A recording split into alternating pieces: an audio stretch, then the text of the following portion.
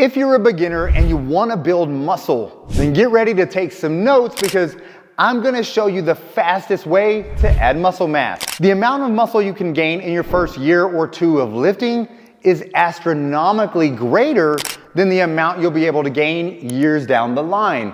With that said though, thinking that you can just start working out as a beginner and see substantial results in just a few weeks is simply not true.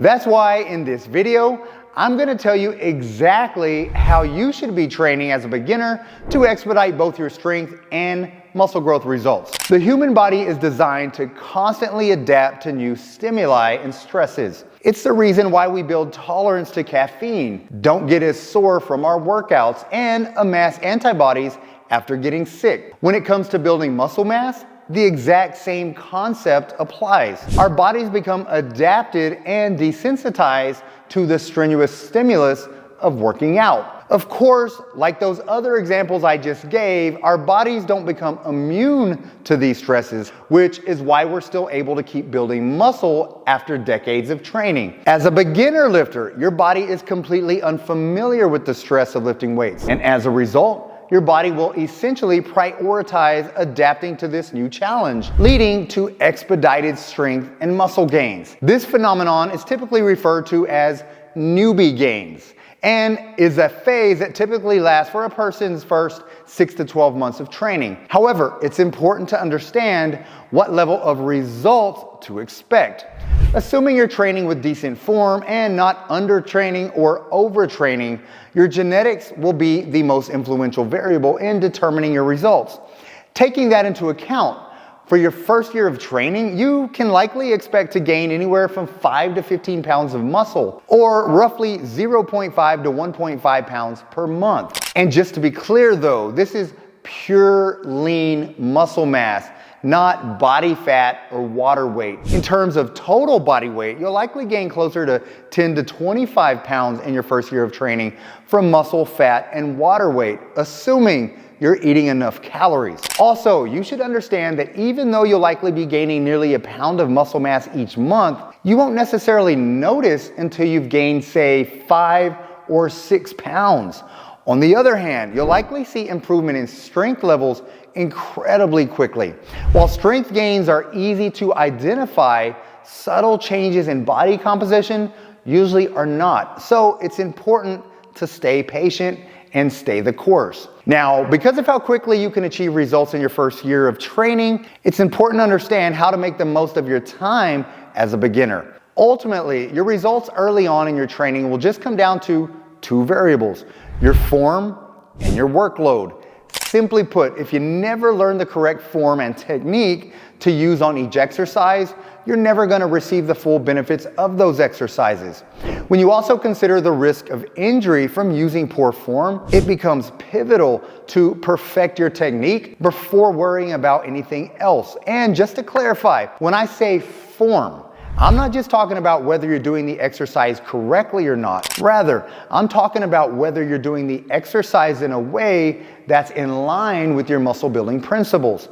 The most important one being slowly controlling the weight on the eccentric portion of the exercise. In case you're unfamiliar with the term eccentric phase, it's simply the portion of an exercise where the primary muscle you're working is being lengthened. For bench press, for example, this is when you're lowering the bar down towards your chest. For lat pull downs, this would be when your arms are straightening as the bar goes above your head. An easy way to remember which phase of an exercise is the eccentric phase is just to know that it's almost always the easier part of the exercise, as your muscles are 20 to 50% stronger at eccentric contractions than they are concentric contractions. Despite being the easier portion of the movement, it's crucial to realize that the eccentric phase is where the majority of the muscle growth stimulus occurs. And rushing through this phase eliminates much of the benefit of an exercise. Now, when it comes to workload, we're essentially just answering the question, are you working hard enough? The answer to this question will be based on your effort and total weekly volume. Since we know that muscle growth results almost entirely from the 4 or 5 repetitions closest to muscular failure, your set should be challenging enough so that at most you'd only be able to get a few more reps at the conclusion of each set.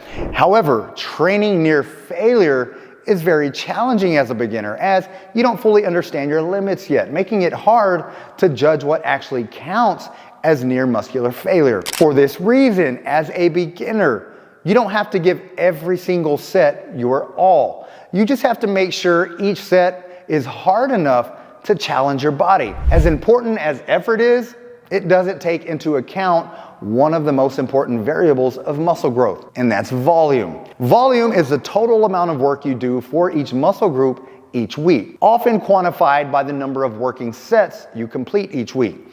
Assuming your effort levels are consistent from set to set, more volume will mean more work, which generally means more muscle growth. However, it's also possible to do too much volume as well, which can result in you overtraining and actually losing muscle. Thankfully though, it takes extremely minimal volume to see results as a beginner, as once again, your body is used to doing absolutely zero volume to start with. As such, anything is better than nothing, with consistency easily being the most important factor early on in your training. With that said, the most optimal volume range for muscle growth is anywhere from 8 to 20 working sets per muscle group per week. Your body's ability to recover will ultimately dictate how much volume you should be doing, and you'll likely need to stick to the lower end of that range until you adjust to the stresses of working out. At this point in the video, I've fully explained how you should be training as a beginner, as well as what to expect. However, I haven't fully explained the fastest way to build muscle as a new lifter yet. That's because the secret to getting quick results early on in your training is all about how quickly you can understand your own body. This means learning which exercises best work for you, the perfect amount of volume to be doing for each muscle group, how to really push your limits, and etc. These are things that take years to fully learn, and some people might not ever learn them. The best solution is learning and experimenting as much as you can so that you'll be able to make significant results as an intermediate lifter. Therefore, instead of worrying about whether or not you gained a pound of muscle from your first workout, focus on learning which exercises you should be doing and how to perform them with perfect form. Then, once you're confident with an exercise, start pushing your limits by trying to increase your weight and getting as close to failure as possible. Finally, start finalizing a workout plan for yourself by ensuring that you're doing at least 8 sets for each muscle group per week, and slowly increase or decrease this number based on how well you're recovering between your workouts.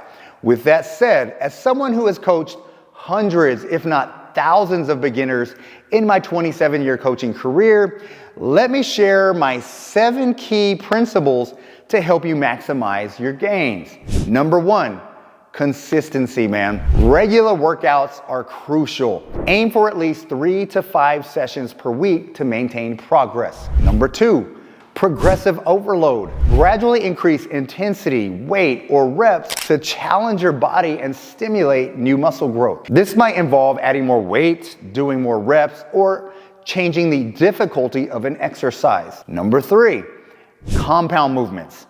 Make sure you're prioritizing compound lifts like squats, bench presses, pull-ups, and overhead presses. Number 4, use proper form. Again, focus on the correct technique to maximize the effectiveness of each exercise and to prevent injuries. Number 5, rest and recovery. Muscles need time to recover and grow. Allow for adequate rest between workouts and ensure sufficient sleep. Number 6, nutrition. Eat a balanced diet with sufficient carbs, proteins, and healthy fats to support your workouts and aid muscle recovery. And number 7, track your progress. Keep a workout journal or use apps to monitor improvements, track performance, and adjust your workouts accordingly. And there you have it.